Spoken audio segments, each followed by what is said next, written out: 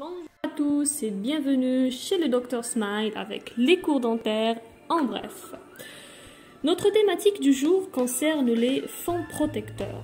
Pour ceux qui se posent la question, un fond protecteur est un biomatériau qui a pour fonction à la fois l'induction d'un processus de cicatrisation au niveau du complexe dentinopulpaire.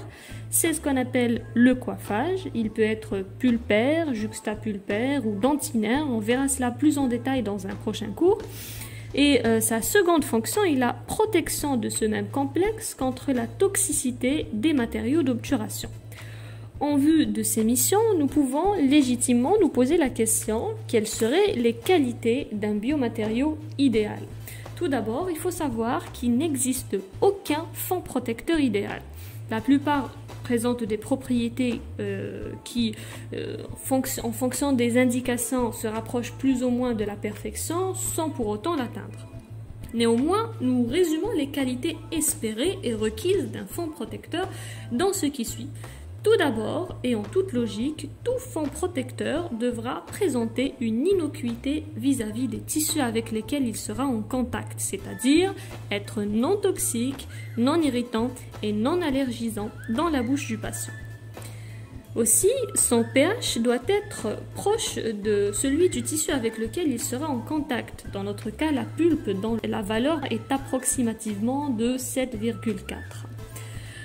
Étant appliqué au contact d'une dent qui a été cariée, donc à pulpe enflammée et dentine infectée, le fond protecteur, il serait intéressant qu'il présente des propriétés antibactériennes et anti-inflammatoires pour apaiser la pulpe.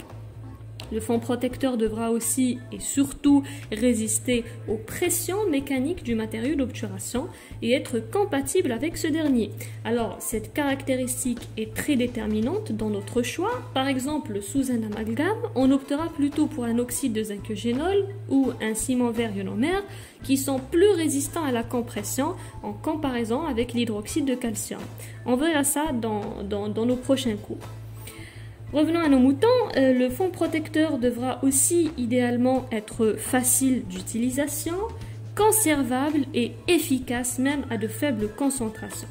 Pour finir, il ne devra en aucun cas gêner le patient par une coloration disgracieuse de la dent ou par une odeur ou un goût désagréable.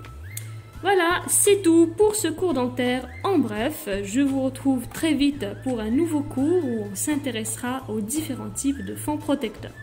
Si vous n'avez pas compris une des notions citées précédemment ou si vous avez des suggestions de cours à me faire, n'hésitez pas à me le signaler dans l'espace commentaire.